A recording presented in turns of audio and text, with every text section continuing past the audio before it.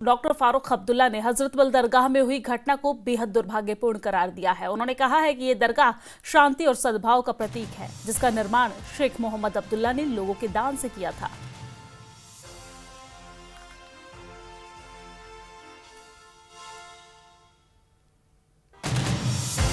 ये दरगाह जो बनी है यहाँ के लोगों के, या कोई भी जो यहाँ पे ज़ियारतें हैं वो यहाँ के लोगों के पैसे से बनी हुई है, किसी के मेहरबानी से नहीं बनी।